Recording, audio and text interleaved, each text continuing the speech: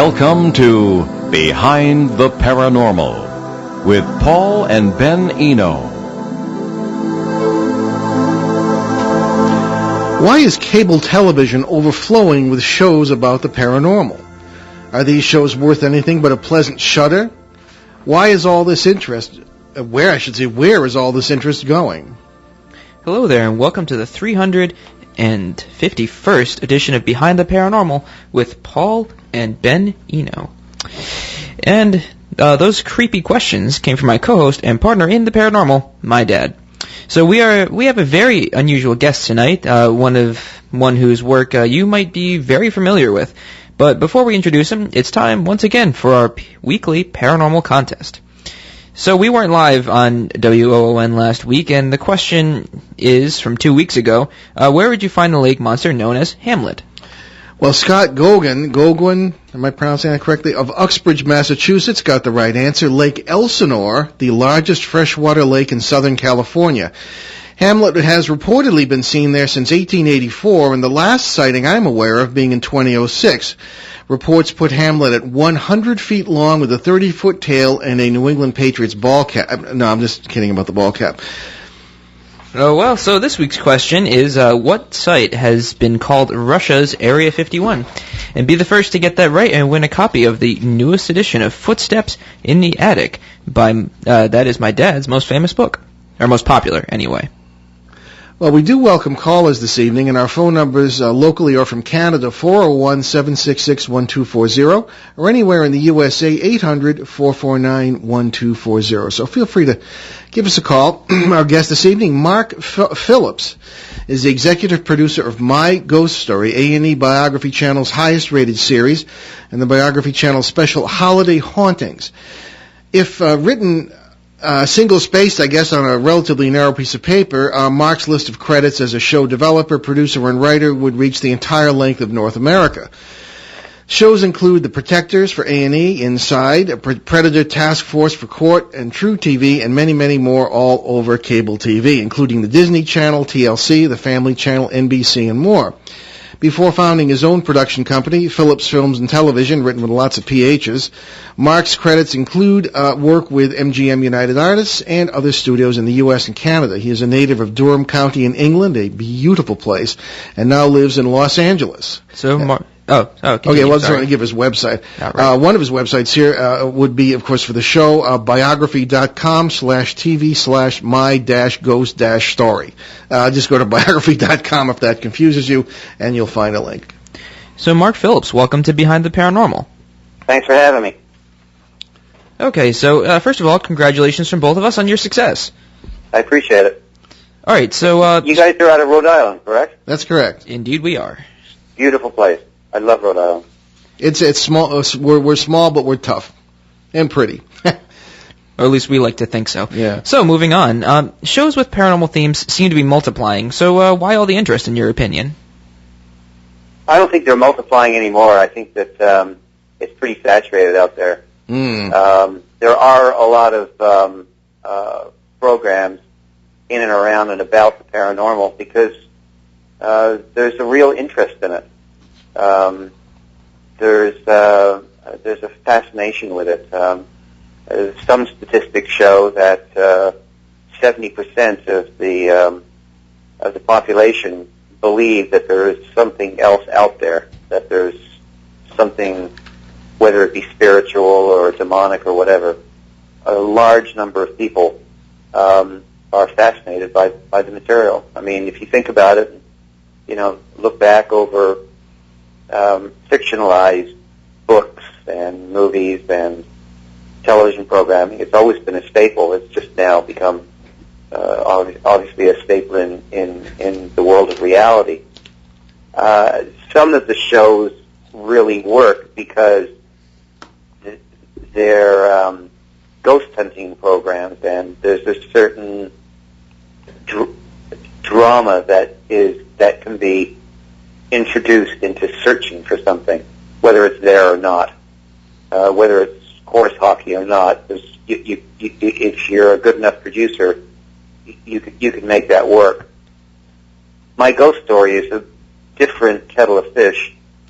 What makes my ghost story work is that they're very, very personal stories, and we're about the only show on television that really, the only paranormal program on television that approaches the material from that point of view, where we find just regular, honest-to-goodness, everyday folk who've had this experience, and they can't kind of get it out of their system, and so they have gone to the effort of capturing some kind of evidence that proves that their experience was real, or at least it was real to them.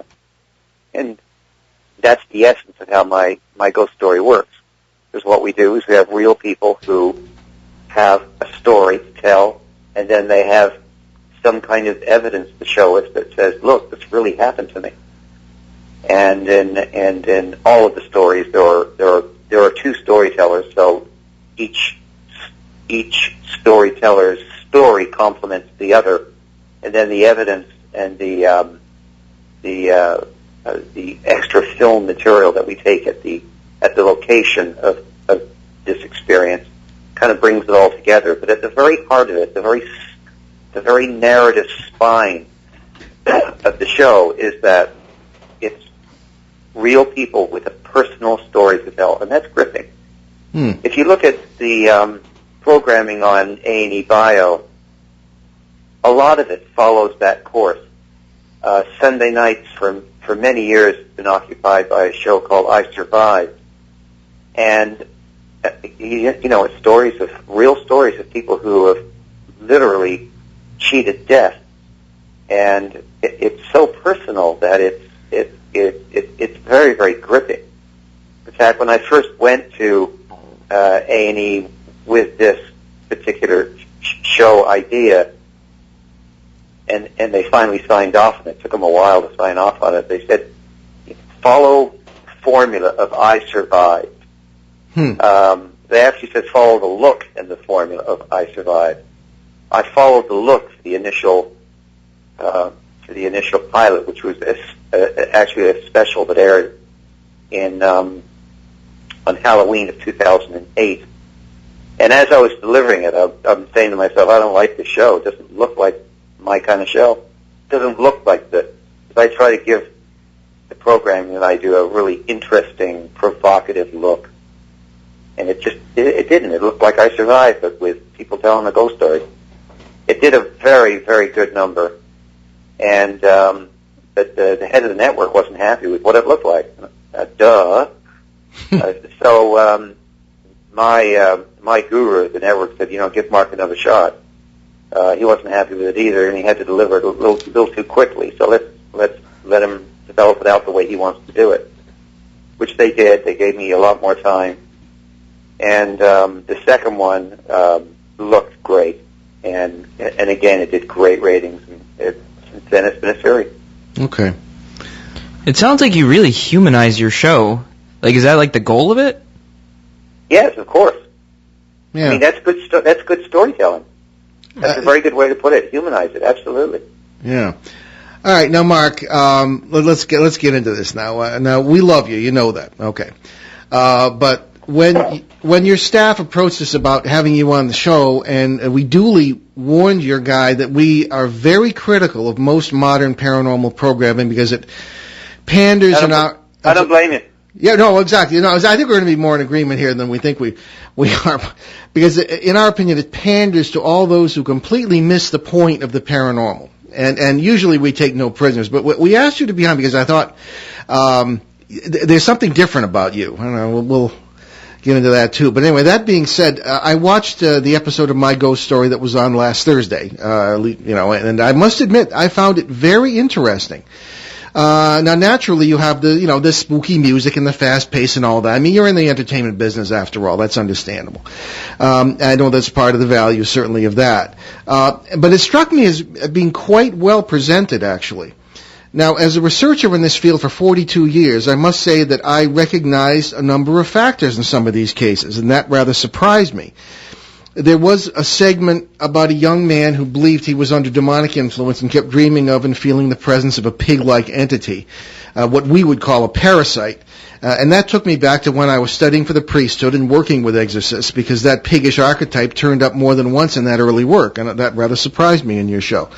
Very interesting. Yeah, the mother protecting the newborn baby and the family from the parasite is a textbook ancestor phenomenon for us, and I recognize that. Now, Ben watched a different show and may have his own comments. Yeah, I mean, I watched it and I was like, I was like expecting it to be like a normal goofy ghost hunting show, and then I looked and I was like, oh wow, this isn't what I thought it would be, because I should have actually thought about that. Let me tell you, if I see one more show with somebody sticking a whatever meter into some dark corner of a house, Yeah. I really want to. I want to run away screaming. Oh, tell us about it, Mark. Tell us. Oh, about yes, yes. Well, you might want to know this. Your viewers may be interested in knowing about this. I can't talk too candidly about it, but I can tell you this: that I was the hired co-executive producer of Ghost Hunters. Really? For the first 2 1 hours, and a great deal of what that show, the formula that it takes, came about because of me. Mm-hmm. I was fired from the show. I see. About 6 weeks after I was hired, I delivered the material for the first 2 hours, and I mean, I took the job at the time because my company was having a bit of a hard time, and I had a big mortgage and a daughter in private school. I mean, you guys understand. Oh yeah, Mm-hmm. I had 2 sons in private school. I mean, I ended up 2 weeks later selling my own show, a show called Lie Detector, which I made some very good money on. Mm. So I've always put it in the past. But that experience of watching those guys and other guys, create drama out of nothing, it made me think about how, if I was going to do a show in the paranormal arena, because I've always wanted to do this, it made me think of how I was going to do it. Yeah, exactly. It took some years, maybe, that was 2004, 2005. But what happened was I did this project for what was then Court TV, which has since become True TV. It was called Inside Predator Task Force. And basically, Court TV, knowing that I'd done all these law enforcement shows, approached me and said, "Gee, we'd like to do a show about predators, because this Dateline Predator thing is just like getting such great numbers." So I went out into the cop community, and I found out how the cops really did it, because that's not how they do it on that Dateline Predator. I found out how they really did it. Mm-hmm. And then I brought the show business kind of elements to it, and we created this incredible, it's one of the shows that I'm most proud of, and it got a huge number on Court TV. We actually arrested and convicted 15 child predators, and one of them was a cop. It was an amazingly dramatic program. That's what you call public service. Mm-hmm. Exactly. And it got fabulous ratings. And somebody at A&E saw it and said, "Wow, this is good sticky television." That's A&E's phrase. Yeah. Good sticky television. And they got a hold of me and said, "Gee, would you like to do something for us?" And that's how my ghost story came about. I actually called it initially Hauntings Revealed, because this whole business of the evidence was so important to me that they came back to me and said, "No, we want to call it My Ghost Story." And as soon as I heard that, like a big bell went off in my head. It's like, wow, these people are smart. I always say that working for A&E, it's like working for the Rolls Royce of cable networks. They so know what their brands are. Yeah. And specifically with Bio, they know what their brand is. I mean, how smart is that? My Ghost Story. It's so Yeah, I see simple. what you mean. But it tells exactly what it is. That personal story. Get behind the personal story of just an everyday person. Yeah, I've never worked with them. I've worked with History, Discovery, and Travel, but never them. They seem like they're kind of head and shoulders in some ways above that. Let me ask you this. I don't know. As you have indicated, you seem to be just as sick as we are of the duh, did you hear that kind of approach. Exactly, yeah. So, but one thing I must say, and this is not your fault. This is the. We have a caller? No. Oh, okay. Heard the phone ring. But we had a situation where we were looking at your show, and I like the presentation personally. I like the format, but some of the people. They certainly came across as very sincere, but it's a little disappointing that, and this is no one's fault because we're voices crying in the wilderness on this. It's their own understanding of this is very shallow. I mean, they offer no explanations for any of this beyond the two-dimensional 19th century spiritualism that everybody accepts as doctrine. Ghosts are spirits of the dead. The paranormal is all about life and death. If it's not a human spirit, it must be a demon, a servant of the devil, a da-da-da-da-da-da-da. Stuff that in day one, in my first case in 1971, I began to question because it wasn't good enough. I don't know. I just wish that someone would go deeper because there was so much more to this. I mean, am I wrong? I mean, judging from the listenership of this show, there are a lot of people who are intelligent or interested in the subject and are turned off by what you and I are just, saying we're turned off by. What are your thoughts on this? I mean, where is Hollywood going to go in the future with this? The storytellers in our show are just, I said this earlier, just normal, regular folk. Oh, exactly. And I'm sure that they don't have the in-depth knowledge that you have on this subject. I don't have the in-depth knowledge that you have on this subject. I'm sure that whole thing about the parasite that you were talking about earlier, wow, that's news to me. Mm-hmm. And believe me, I'll take something away from this interview like I've taken nothing away before in the past. But that brings me back around to how our storytellers are just regular people. But, when I see, the other day I was at the studio, we're taping a sequence, and I'm in the control room and looking at the monitor, and there, lo and behold, there's a lady cop sitting there telling her story. Mm-hmm. And then I learned not only, because she's in uniform, not only is she a cop, but she's the chief of police of a small town. Now think of what it took. Forget about her knowledge of paranormal. Think about her life. Think about what it took for somebody of that stature to come on television and tell their story because they truly believe it and they want to share it. Yeah. Because in a way they're tempting people to look at her and say that she's going to be less of a police chief because she had this experience. Because that happens to us a lot, where people say, what? I had this experience. Listen to these EVPs that they captured, and look at these pictures that they captured. But I'm not going on television. I'm not going to be talking about this. People are going to think I'm crazy. Sure. So, I hear what you're saying. Maybe there's another show in digging really deep and being extremely scientific in terms of analyzing phenomena. But that's not my ghost story. No, my ghost story is a very pure, simple format that allows regular people to tell their stories. No, now, exactly, we do, from time to time, have actual ghost hunters on the show, or ghost investigators, or paranormal investigators, as they like to be referred to. Right. Simply because somebody has had this experience, and they keep having it over and over and over again, and, maybe there's some security camera footage that they've caught or whatever. Then they take the next step and they call somebody. They call an investigator and say, can you come to my home and tell me what the hell is going on? And then the investigator goes in and he has the the same experience, it actually captures some fantastic evidence.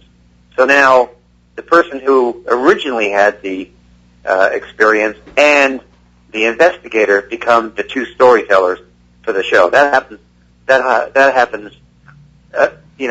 Fairly often on our show. Mm-hmm. But if I had my druthers, it would always be just regular folks telling their stories. Because if you want a ghost hunting show, there's all kinds of other alternatives on television.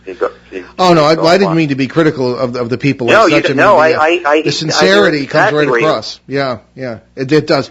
You know, one thing, and Ben, I don't know if I mentioned this to you when we talked about this, but before the show, but there was an issue of the filmmaker in the particular episode I saw. And, within each show there are several segments, of course, with different stories. And this had to do with the filmmaker who was making the silent movie. Oh, yeah. And he I remember that story. Yeah, and he got some amazing footage of people actually seeming to turn into the characters they were portraying, who were famous actors from days of yore. And actually, it happened when the film was developed, and no one can figure out how it happened. That's a bizarre story. I should like to point out, though, that story was done early in season 1. We're now in season 3. Mm-hmm. I believe our show has come a long way since then, but that's a very interesting story. Well, because I recognize that as well. I mean, I've seen actually that happens all the time in filming. If you really want to know, but it was very well presented, and most people don't realize that happens all the time. And the as we say on this show, it's not explaining the paranormal that's the problem. It's handling the explanations. And I think that was a perfect example of that. Ben, what was in some? I don't know which episode you saw. What were some of the? I remember the one thing I do remember from it was this guy. He was living with his fiancée and his 2 kids, and he moved out of his neighborhood because there were really problems with drugs and things like that. So he moved into this this nice little looked like a duplex, and as soon as he did, all this horrible stuff started happening to his family, and everything was really negative, and his house almost caught on fire. And it was pretty crazy stuff. And I was sitting there, and I was like, I've heard of stuff like this before. Yeah, we've dealt with stuff like that where people were perfectly happy, and then they move into a home, and then things just go to hell. And it's just interesting because it's the reason why I liked it the most was it's mostly what we deal with. We deal with the people rather than the phenomena itself. I mean, we deal with the phenomena, but mostly the people, because the people are the most important aspect That's where the answers are. Yeah, exactly. Because ultimately the key to the problem lies within the people. That's what we deal with, at least. But I thought it was very interesting. Then they had Ghost Hunter come in, but then they said he only had 2 seconds of FaceTime, so it didn't really matter. And didn't do too much damage. No, I wouldn't. I wouldn't say damage, but he didn't run in with gadgets and stuff. Yeah, it was just one guy, which is good. There were a number of fine people out there who have a sincere thirst after knowledge, and they're really trying to help people. But the trouble is, they really have no qualifications, and I really cringe when they start to counsel people. But anyway, that your show doesn't get into that, Mark. I was going to ask you, Mark, do you ever encounter people? Well, first, let me ask you, how do you find your cases for the show? We have a bevy of researchers who scour the internet looking for stories. Well, actually, they've contacted us from time to time. Now that I think of it, they might have. They might have, and we have a lot of people who submit stories to us through the show. Any one of your listeners can go to the bio website, and there's a link there, and ask you if you have a story, and if you have supporting evidence, please get a hold of us. And we get a lot of stories that way. Okay. Yeah. And people come to us, or we reach out, and through various investigatory groups, we find people. Yeah. But we do vet the people. what we do is we have kind of a template of questions that we want to know about them and about their background and their story, and we email it to them, and they either answer these questions to us over Skype, where they turn a video camera on themselves and send us the tape. We then kind of vet their story. They send us their evidence. We vet that. That's good. It's surprising. Yes, we have people come to us with bogus stories, but we've been doing this so long that we see that coming. We really do. Very good. There's always a reason that somebody wants to claim a ghost story and claim that what they're showing us on videotape or picture or whatever is real and is a natural phenomenon. It's generally somebody who has a supposedly haunted house that they, want to charge people to take tours through, or a bar or a hotel that wants to become noted for being haunted. So absolutely. People go and stay there. Yeah. You really see all of that. You really see all of that coming. Oh yeah. Very good. But we do vet everything, and the process of making the show, how we do it is, once we find two good storytellers with significant evidence, we then fly those storytellers to Los Angeles, and we set them up in a studio. We put them up at a hotel. We then take them to a studio just down the street from our office that we use, and we videotape them telling their story. We shoot it with two cameras. It's shot in a very particular way, so when it's cut together, it has kind of a spooky feel to it. We then, once that's completed, we then send a field producer out to the location of where this story happened. That field producer then shoots a lot of videotape in and around the location of, again, where this phenomenon happened. We do not shoot reenactments. We don't do that. We just shoot extraneous material. And then all that videotape is put into a very complicated editing device called an Avid. We have very good editors who reel through the material and piece it all together. Okay, very good. We're going to take a commercial break. You're listening to Behind the Paranormal with Paul and Ben Eno on WOON 1240 AM and ONWorldwide.com in New England's beautiful Blackstone River Valley, rainy though it be. We'll be right back with our guest, Mark Phillips, executive producer of My Ghost Story. Stay with us.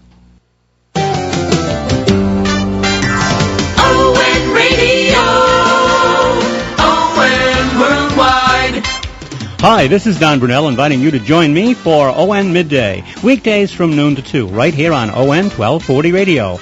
We've got gold cuts, guests, and our daily super quiz. The Midday Show, right here on ON, local radio at its best. ON Radio, ON Worldwide. Okay, we wanted to remind you about Amazon Kindle Fire, the tremendously popular e-reader among the Kindle family, produced by Amazon.com. $199. It's a perfect price for all the entertainment that you get from it. Beg your pardon. You can browse titles. You can stream video instantly on Kindle Fire. Well over 1 million books, newspapers, publications of various kinds, and films, games, you name it, and it's there on Kindle Fire, all in color. And, of course, you can start out with a Kindle for as low as $79. And you can also get 4 of my books. I always plug my own books on the commercial here. Faces at the Window, Footsteps in the Attic, Turning Home, God, Ghosts, and Human Destiny, and Rhode Island, A Genial History for anybody from our local area who's interested in the history of our state, used in several school districts, I'm pleased to say. And there we are, Amazon, Kindle Fire. Check it out, Staples and Amazon.com. Okay, we're back behind the paranormal with Paul and Ben Eno here on WOON, and our guest this evening is we're having a fascinating conversation with Mark Phillips, executive producer of My Ghost Story on the A&E Bio Channel or Biography Channel. Check it out, biography.com. So we were continuing here about how you get your guests and where the stories come from, how you vet them. And I was going to ask you one thing, Mark, before, I guess maybe Ben has a question too, but I was going to ask you if you have the same experience or if some of your storytellers have the same experience as we have had especially over the past 15 or 20 years, and that's starting off with ghosts and running into UFOs. Because oddly enough, we spend a very long time on cases, sometimes years. And Ben joined me in 2005 in this work when he was 13, and somehow that seems to be happening a lot. I don't know. Are you running into that at all with anybody you're interviewing? No, and it's interesting that you bring that up because I always expected that to happen, but it hasn't. For some reason, it hasn't. Well, you know what? I'll tell you why, Mark. I think maybe it is, but people aren't noticing it. You know, we tend to ignore what we don't expect, and as we often suggest, it's often the context of the phenomenon. Our particular theories and methods have really, are different, and it seems that when you have. If you're sitting in your kitchen and something wispy floats by and sticks his tongue out at you, okay, aha, ghost. All right. Or if you see Uncle George skipping down the hallway 2 weeks after his funeral, something like that. But if you see that sort of thing out in your yard with a silver disc hovering over it, aha, an alien or a UFO. And in fact, there may be a lot of similarities or even identities between some of these phenomena that we just don't notice because of the context. I know that seems to be. I mean, we have a case in Connecticut that has been going on since 2005. It started with some very dramatic, what would I guess be called ghost phenomena. In our opinion, a multiversal phenomena. You know, people's legs hanging from the ceiling, walking on a surface that's not present in our world, and you name it, it was going on. Finally, they started seeing grays in the bedroom. UFOs started flying overhead, then military aircraft, and then there seemed to be a secret base near there that we haven't quite penetrated yet. I'm not saying we're going to try, but military personnel were there. I mean, you name it, it was there. It was like from soup to nuts, ghosts to UFOs to armed troops. Wow. This is what. If you really look deeply into things, you see that they don't involve one house or one family, but seem, at least in our opinion, involve whole areas. I mean, but nobody has gotten into that with you so far. No, not yet. Okay, not all yet. right. Well, keep your eyes peeled because it might start to happen. Now that you brought it up, I'm going to look out for it. Sure, you should. Okay. No, thanks, Ben. Why don't you? Did you have a question here for Mark? You seem like you were anxious. I was actually going to ask that. So never mind. mind. I'm sorry. Okay, all right. Okay, Mark. What's coming up on the show? What future plans do you have, and what are some of the stories you're investigating now? Well, we don't investigate. Okay. Well, I mean, what are the stories you're considering putting on the air? Oh, we have. Let me see. We're just starting to produce season 3. We don't know how many episodes we're doing yet, but okay. We have stuff like baby carriage moving on its own. Footage of a little girl ghost playing tag, the usual, black shadows and disembodied voices. We have a few more stories that take place on board ships. For some reason, we seem to get a lot of stories about ships. No, that's because of the water. Menacing entities, taking down a victim. Ghost trains. We've had a few of those in the past. I love stories about trains. We have another one. Oh, I do. I'm a train buff from way back. Full body apparitions. Yeah. Scratches. A woman who can clearly see the image of her dead husband. But the freaky orb. And, the usual stuff. But it's always what makes it is, as I explained earlier, is the personal stories that are attached to it. Absolutely. Yeah. You might want to note that. A number of my employees on both staff and crew have experienced phenomena while working on the show. Mm-hmm.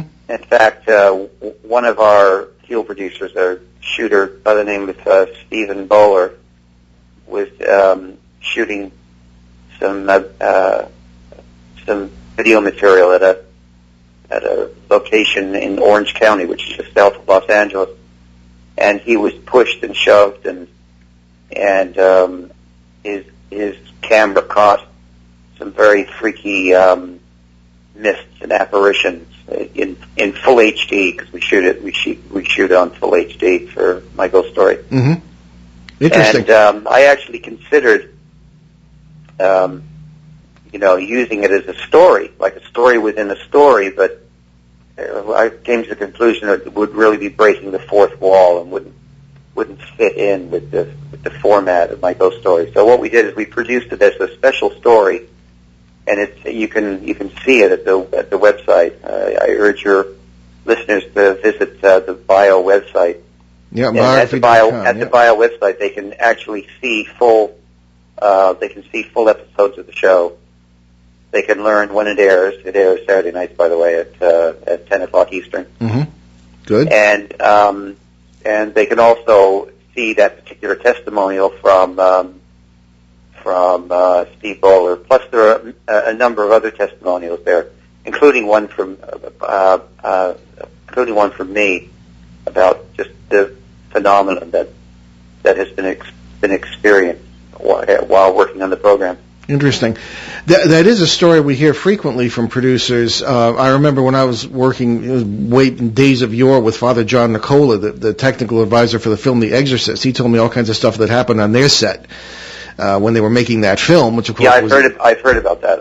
Exactly. So when it released in '73. But one of the things that really started me questioning in the early days was many of the things you described. The physical manifestations, or seemingly physical manifestations, are what are generally considered to be spirits.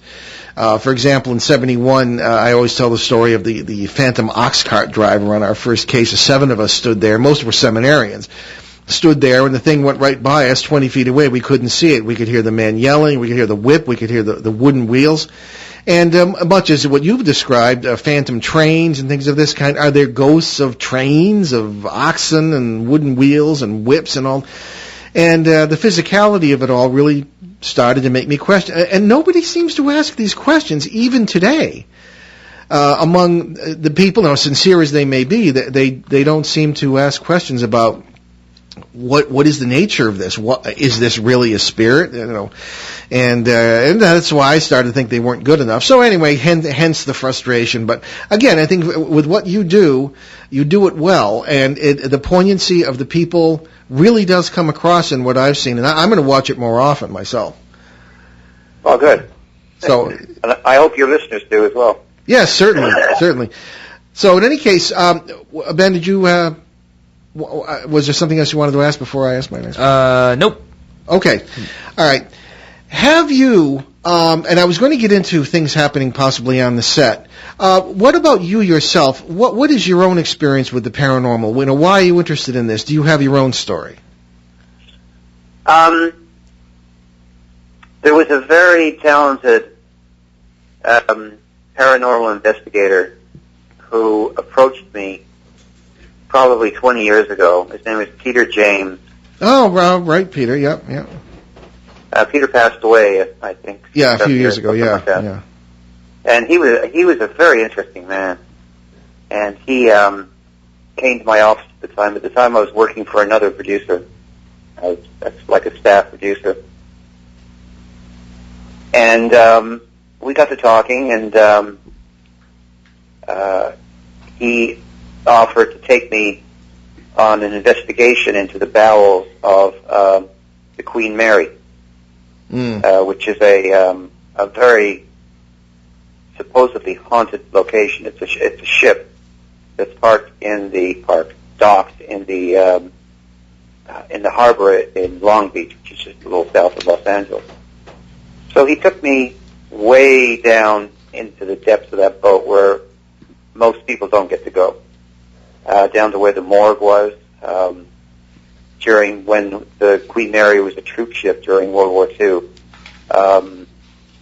Thousands and thousands of men died just from sheer heat exhaustion when passing through the Suez Canal. And of course it was it also rammed into and sank another ship at one point.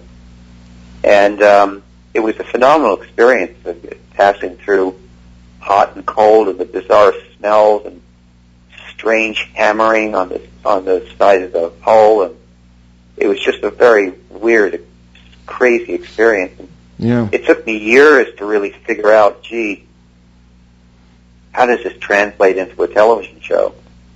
But that would be my first experience with it. The first time I ever thought, wow, there's something here, something that I gotta put my storytelling skills to. But it took me many years to figure out exactly how to do that. Sure. I have had. I'm going to relate an experience to you. Last year, I grew up in Toronto, Canada. I was born in England. I grew up in Toronto, Canada. Mm-hmm. I was up visiting with my mother, and my mother refused to watch my ghost story. It's seen in Canada. It's actually seen all over the world. It's seen in Canada, but she refuses to watch it. And I said, why? She said, Sounds like my wife. Sounds like Ben's mom, yeah. Scares the daylights out of me. And she told me a story. I'll relate it to you as quickly as I can. When we moved to Canada, my father was a woman's tailor. He in England at age 11, he became an apprentice tailor. Then went into World War II, and he was a very talented woman's tailor. But he really wanted to leave Canada in the 50s because he thought it was going downhill. So I was very young at the time.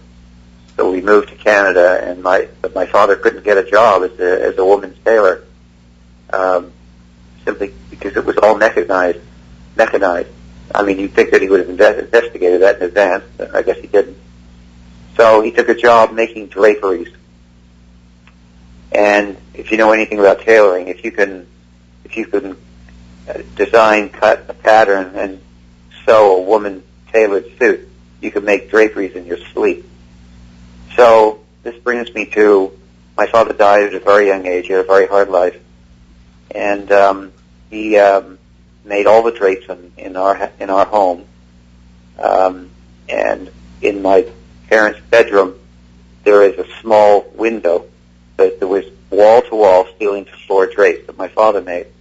And about 3 years after his death, my mother was lying in bed, and she was trying to go to sleep.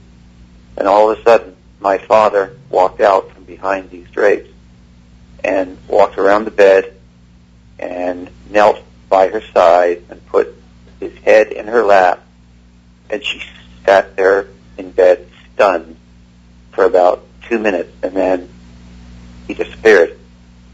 Now, my mother told me that story. Mm-hmm. And you have to understand that my mother is as straight as an arrow. Mm-hmm. I would never have expected. I hear ghost stories from people all the time, but I would never, ever expect that to come out of my mother. What a beautiful story. When she told me that story, it absolutely shocked me. Yep. That's what we find. We find two things. Everyone has their story, and nobody tells you everything. Right. And they're ironic, but both are true. It makes me think of a case we had where the woman was, I think of the case I described with the baby being protected from as we say, the parasite in the episode of your show that we saw. Right. And we find the power of ancestors, whether it be mothers or fathers, or we've seen ancestors from generations before come and help people, right. Even people they don't even know. And I just think it's one of the most beautiful aspects. There are so many beautiful aspects to the paranormal that so many of these shows seem to miss. Yeah, I'd like to point something out right now, because when we produce our show, we have such a variety of stories. We wait until we have, 18, 19, 20 stories to choose from, and then we stack 5 or 6 stories into an episode. So whenever you watch a full episode of my ghost story, you'll have a very demonic story. you have a story that has another one that'll have a real historical aspect to it, another one that will be very, very spiritual, another one that may be about an animal or about some kind of vessel.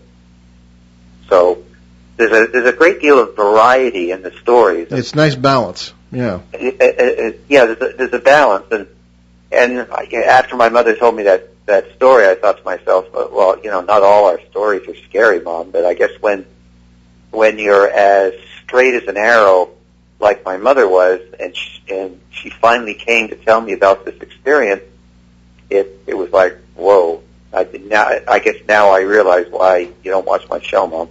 Yeah, it's too bad you can't put it on the show. It'd be a terrific part of a show, I'm sure. Yeah. Well, one of the things... when she told me the story, there's a little ticker in my mind that said to myself, gee, Mom, do you have any evidence? But yeah, exactly. Yeah. I didn't go there. Yeah, I hear you. Mark, I was going to ask you, because, of course, this is just pure speculation. Where do you think all this is going? All this interest that we described, when we started the show, are people's spiritualities being challenged or reinforced? We find kind of all of the above. What do you think? Where is it all going? I think that soon you're going to see some real scientific examination of the phenomena, because more and more we're learning of departments at various schools that are having a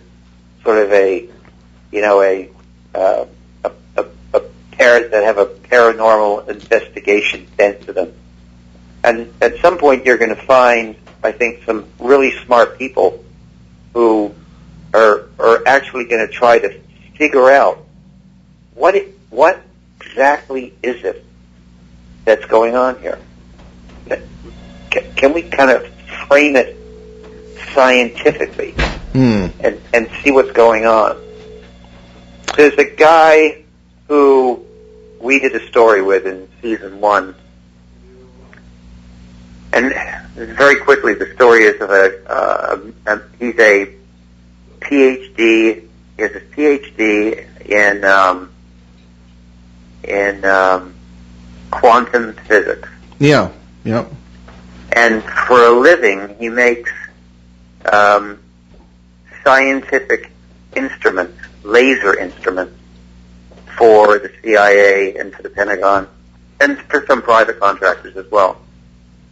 And he was expanding, so he found this warehouse in Gardena. Gardena is a sort of an inland community here in Southern California.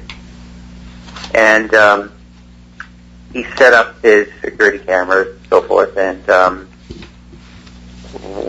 one day when checking the security cameras, he noticed that stuff was moving around. Chairs were moving. Instruments on a table were moving in the middle of the night. It's just by unseen hands. Now, this is a guy who is really, really smart. And he saw this happening, and we found out about it, and we had him on the show. It was a great story, and he was a good storyteller.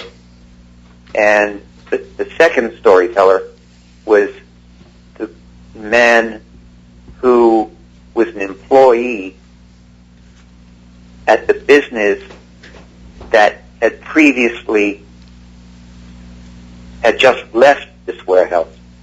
And supposedly the employees of that business wouldn't work at night because of all the activity that was going on there. People were quitting, so they moved. And we found this out because we were trying to, get another storyteller. We put them both on. It was a great story. Yeah. But let me make my point. This man is now actively working on creating some kind of, what he calls it, a full spectrum camera that will capture what our eye doesn't see, supposedly paranormal activity. He showed me some footage that he took from an Amish graveyard that just flipped me out. I've yet to be able to figure out a way to use it in the show. But it's stuff like that that's going to happen when really, really smart guys see stuff that happens, can explain it, and figure out a way to explain it. Yeah, that's where I think it's going. Okay. We have physicists on the show. Off the air, I may ask you for his contact info if we haven't had him on the show already. But the thing is that there is a dark side to that. I don't know if I should call it a dark side, but there are many who believe, even scientists sometimes, that feel that our science is not really up to dealing with this. Our science is essentially based on the materialism of the Enlightenment. You know, it'll get you to the moon, it'll build you a highway or a house, but it will not define reality. And what we're dealing with may be outside of the realm of science. I tend to suspect that perhaps it is, and that science can only reach a certain point. And we've got investigators out there, self-appointed and otherwise, straining and sweating to make square pegs fit round holes and things of this kind. I mean, what say you? Wow, you're deep, man. In the end, everything ends in silence anyway. No, I guess I've always believed in our ability to harness our own intelligence to figure something out. Yeah, well, I wish I wish you were right. Well, you know, the motto of this show is everything you know is wrong. So start from scratch. Anyway, Mark, it has been a genuine pleasure to have you on the show, and we'd love to have you back as we go. And all I can say is we were impressed, and we were surprised that we were impressed. And keep up the good work. Thank you very much, and I hope your folks tune in to Bio Saturday night. Absolutely. Yeah. Why don't you tell us the websites again and the times the show is on, just to make sure people know. Well, they can go to it's on at Bio on Saturday nights at 10 o'clock. Yeah, that's and you can go to the Bio website to submit a story if you want, or you can contact us directly at myghost.tv. That's myghost.tv. That's M as in Mark, P as in Phillips, P as in Phillips, H as in T as in television .tv. Okay, very good. There's my plug, and I appreciate you allowing me to do that. Oh, not at all. It's the least we can do for you. So continue the great work, and we'll talk to you again sometime. I hope so. Very good. All right. Bye now. Okay. Bye.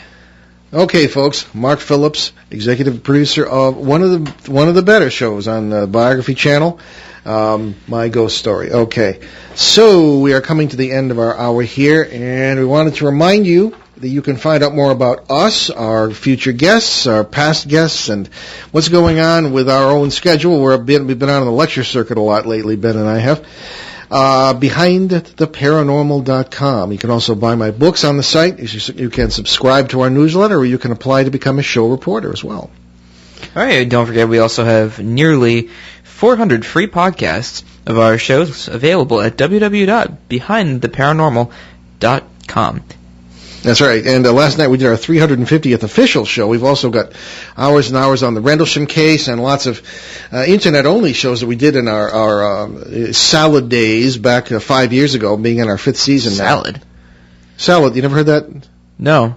Green. Oh. I've heard Queen Elizabeth use that phrase. Yeah. Oh, that's good. That's you youngsters. You should use it now and then just to keep it alive. So anyway, many thanks to our producer, Ben himself, who's been doing a fine job here on Mondays as our producer. And we'll see you next Monday, June 11th, right here on WOON 1240 AM on ONWorldwide.com, when Ben and I will welcome back retired U.S. Air Force Major Lori Rayfelt and continue to examine the Rendlesham Forest UFO affair from the viewpoints of witnesses who have not really been heard from yet, and also to look at related paranormal incidents in that area with the witnesses, as I say, who have not really been prominent. So on our regular CBS radio edition on Sunday, June 10th in Boston, Pittsburgh, Detroit, and Seattle, we'll welcome one of the people my dad and I worked with for the past few years, and that's Diane Zeman, who shared her California property with one of the weirdest multiversal creatures we have ever come across. So don't miss that. And we'll leave you this evening with a quote from that old sweetheart Albert Einstein. Gravitation is not responsible for people falling in love. Thanks for joining us on our great cosmic journey, and we'll see you next time. Return to this radio frequency 167 hours from now for another edition of Behind the Paranormal with Paul and Ben Eno.